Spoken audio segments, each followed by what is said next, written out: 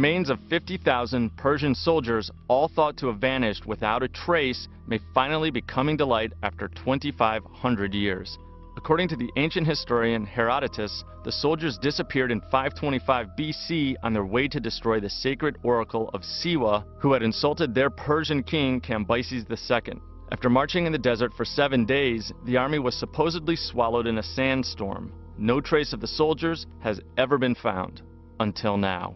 After 13 years of research and 5 expeditions to the desert, 2 top Italian archaeologists claim to have found the first evidence for the lost army of Cambyses.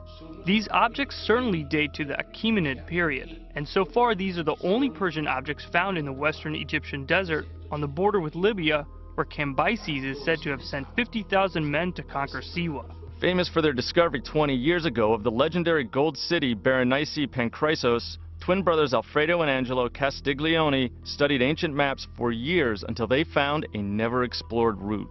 Many have searched for this army, but all have searched along the oasis route. The oasis of Dakhla, Farafra, Ain Dala, then across the desert up to Siwa. We worked on a different hypothesis. Since these oases were under the Egyptian rule, we believe it was unlikely that a military campaign was conceived to fight in each oasis. According to their theory, Cambyses moved from Luxor, then ancient Thebes, to Al-Karga. Then the army took an ancient route dotted with occasional lakes and water deposits towards Gilf al-Kabir, where they turned north along the Great Sand Sea. They found the most absolute desert. They were thirsty and tired. The Khamsin, the hot and strong southeasterly wind, started blowing, causing a sandstorm. The army dispersed in various directions, some under natural shelters. Right in those shelters, we found several Cambyses-era items. That was the luck of this expedition. Nobody ever discovered an Achaemenid or a Persian piece around Siwa, ever.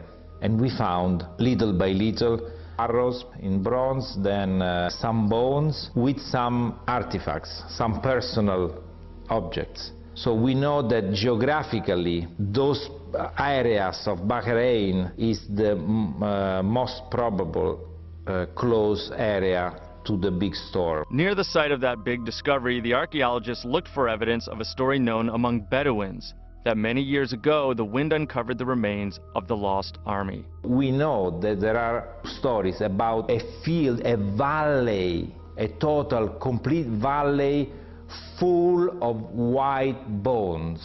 But when they told us full, they are talking about thousands of skulls and bones all over. Indeed, not far from the site of those first findings, the team made an amazing discovery. Hundreds and hundreds of bleached bones, as if they had long been exposed to the sun. In this mass grave, we found a horse bit, a blade, and arrowheads, all Persian objects. The archaeologists say these findings show new research is needed in the area. I'm sure those guys, those 50,000 guys are over there somewhere, very close to the area we surveyed. For Discovery News, I'm James Williams.